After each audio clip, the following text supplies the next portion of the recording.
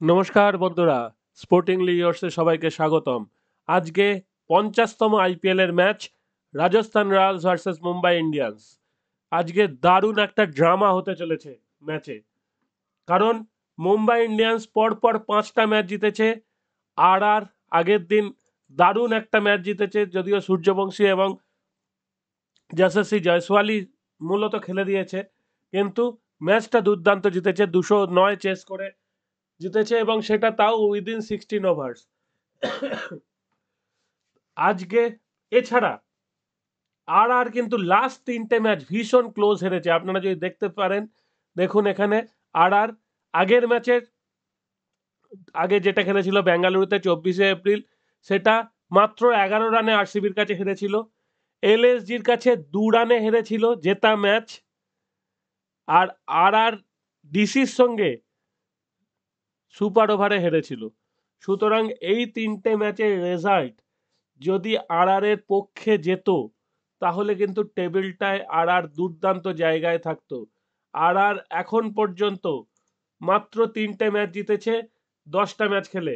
তাহলে আরও 3টে ম্যাচ যদি এর সংগ্রহে থাকতো, তাহলে 10টা ম্যাচ খেলে 12 পয়েন্ট, এবং সে টপ 4-এর কাছাকাছি থাকতো। সুতরাং আর কিন্তু আজকে একটা দুর্দান্ত কামব্যাক এক্সপেক্ট করছি এর পক্ষ থেকে।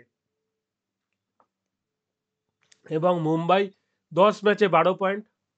মুম্বাই আমরা ধরেই রেখেছি টপ 4-এর টিম। সুতরাং মুম্বাই এই ম্যাচটা যদি হেরেও যায়, তাহলেও মুম্বাইয়ের কিচ্ছু অসুবিধে নেই। মুম্বাইয়ের এখনো এর পরেও আরও 3টে ম্যাচ থাকবে।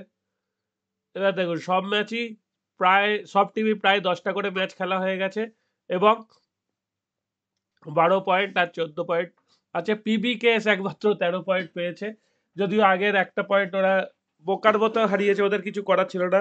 কলকাতার সঙ্গে তাদের একটা শিওর পয়েন্ট লুজ হয়ে গেছে।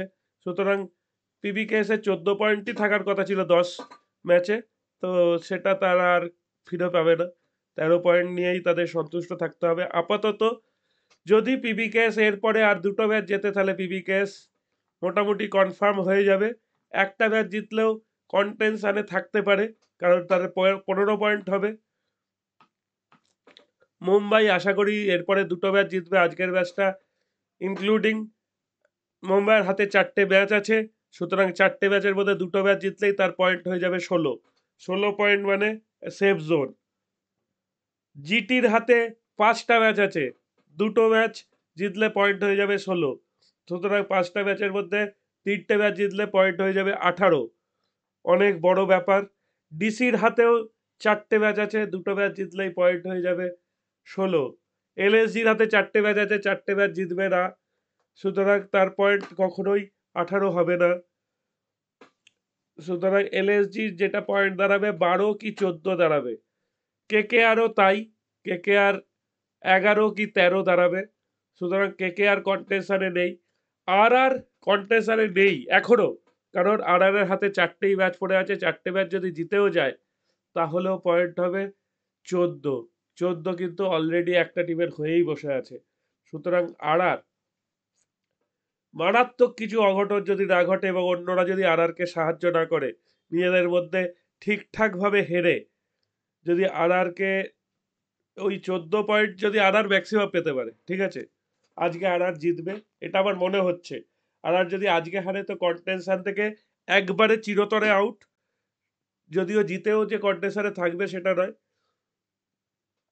তো আজকে জিতলে 8 পয়েন্ট হবে, তারপরেও 3টে ম্যাচ থাকবে, 3টে ম্যাচে 6 পয়েন্ট, মানে 14 পয়েন্ট ম্যাক্সিমাম পেতে পারে। আরসিবি তো 2টো ম্যাচ জিতেই যাবে, 3টেও জিততে পারে। তাহলে আরসিবির পয়েন্ট ভাবুন, 20-র কাছে চলে যেতে পারে। পিবিকেএস এর হতে পারে, এমআই এর হতে পারে 20-র কাছে পয়েন্ট। এমআই যদি 4টে জেতে, তাহলে 20 হবে। যদিও এমআই যদি আজকে হারে, তাহলে অন্তত 18 পর্যন্ত এমআই এর দৌড় আছে।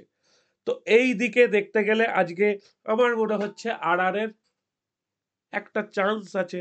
আর আগের দিন সূর্যবংশী যে ব্যাটটা করেছে, আজকে সবাই এক্সপেক্ট করবে সূর্যবংশী আবার ব্যাট করবে ওরকম ভাবে।